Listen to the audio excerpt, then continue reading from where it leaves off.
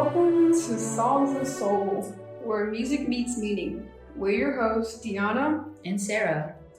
Today we're going to be taking a beautiful journey through two of the world's most uplifting songs.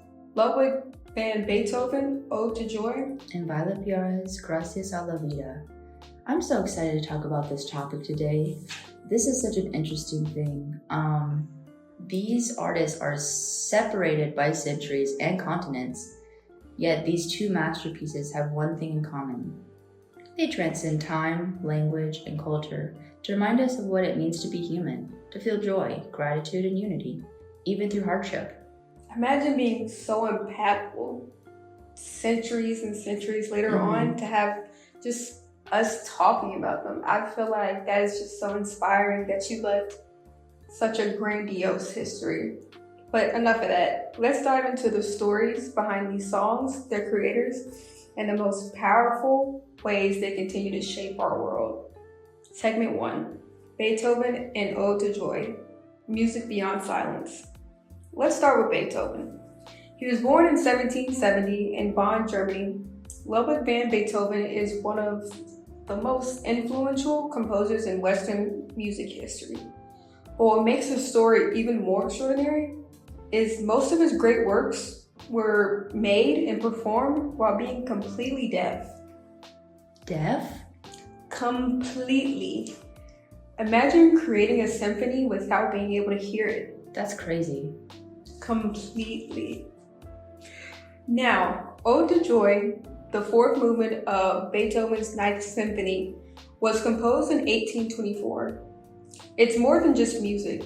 It's a setting of a poem written by German playwright Friedrich Schiller in 1785, celebrating universal brotherhood, joy, and peace. It's no coincidence that this piece has been used in major historical moments of unity. Played after the fall of Berlin Wall. Really? My parents, they were actually at the fall of the Berlin Wall, so they probably heard that song being played. And I bet that moment stuck with them for life. Yeah. Chosen as the anthem of the European Union, even performed by Leonard Bernstein in 1985, when he famously changed the lyrics to Ode to Freedom. Beethoven's Ode to Joy is seen as a symbol of hope against adversity, composed by a man who had lost everything, his hearing, his health, but not his belief in humanity. Fun fact, he finished his first composition of music at the age of 12. What? He was so young. How would you? I could not even imagine doing that at 12. I was playing with Barbies at 12. I was making mud pies. Yeah, not composing symphonies at all. That's crazy. Oh man. And definitely with him having that adversity, with him being deaf, and being such a sickly person as well. He was sick his whole life. And transcending time, that's just incredible. Which brings me to talk about Violet Piara and Gracias a la Vida, a song of life after pain. Gracias a la vida que me ha dado tanto, me dio dos luceros que cuando los ha... Now let's travel to Chile. Violet Piara is a folk singer, ethnomusicologist, and an artist born in 1917. She's often considered the mother of Latin American folk revival, using her art to capture the voice of the people. But Violet's life was far from easy. She endured poverty, personal loss, and depression, all of which colored her music.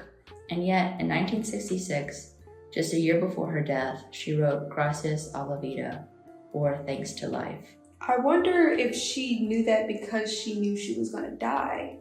Unfortunately, she did pass away due to a self-inflicted gunshot wound.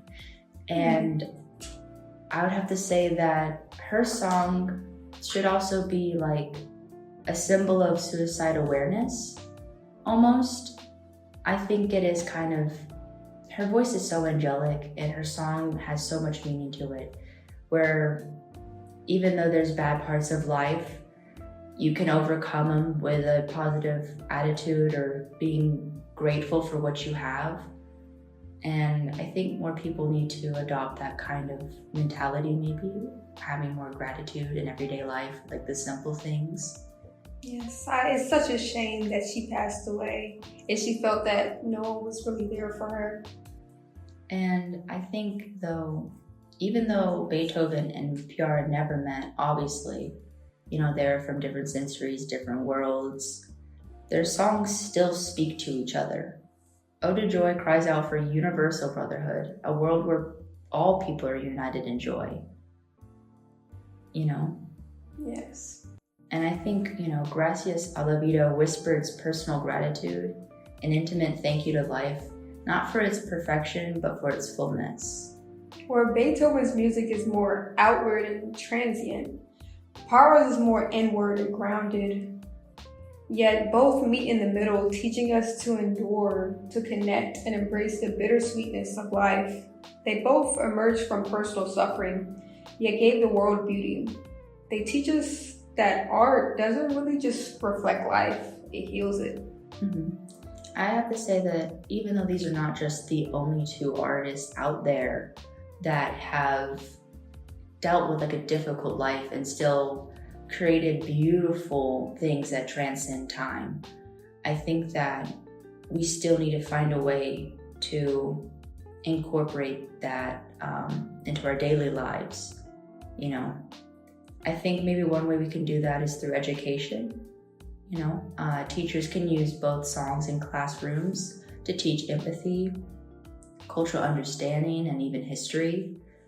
Ode to Joy for global unity, and Gracias a la Vida for resilience and reflection.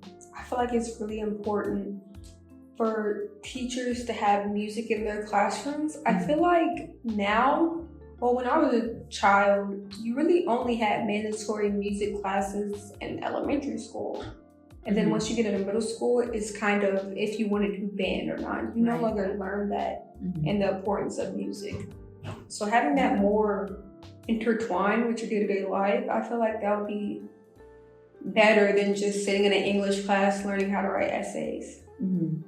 I think it would be more beneficial. I think kids could learn if it's more interactive and more hands-on. Like my English teacher, when we were reading A Raisin in the Sun, kind of sidetracking, it's a play. We didn't just read it, we acted it out.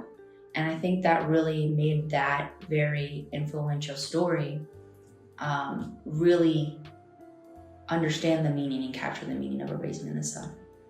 So I think through that, teachers should be more hands-on and interactive with the stuff. And I think music is the number one way to do that. But I think other ways that we can incorporate these songs into our life is through therapy and with mental health. The music therapists often turn songs like these to help clients process emotions, gratitude, and joy, even when life is painful. I think those can be powerful tools for healing. To add on, I think social movements, these anthems have been used over time in protests and peace gatherings, from the Berlin Wall to Buenos Aires.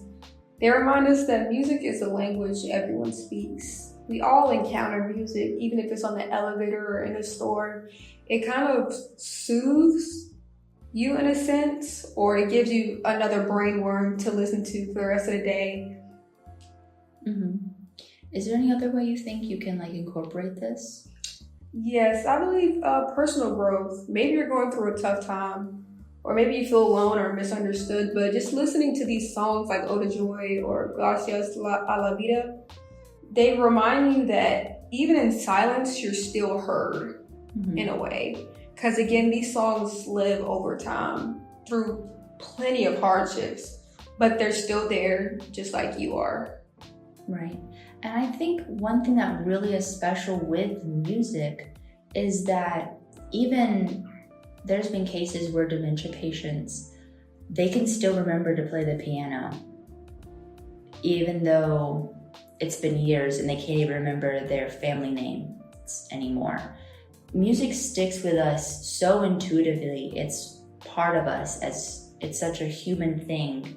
And I think it needs to be more noted, it needs to be more brought up in everyday life. And I don't think it should just be taught to the side. I think we should have it be more incorporated with education and in therapy, and maybe even thought for personal growth. All be wonderful things, Yes. And I guess that brings us to the end of our podcast. So Yes, Beethoven and Valletta Pyra, they gave us so much. One gave us an anthem of brotherhood, and the other gave us a hymn of gratitude. Together, they remind us that joy and pain are not opposites, they're partners throughout life. And through music, we can find meaning in both. thank you guys so much for tuning into Songs of the Soul.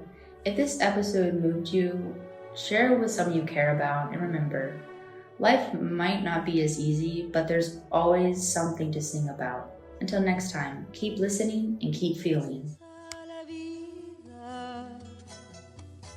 Que me ha dado tanto, me dio dos luces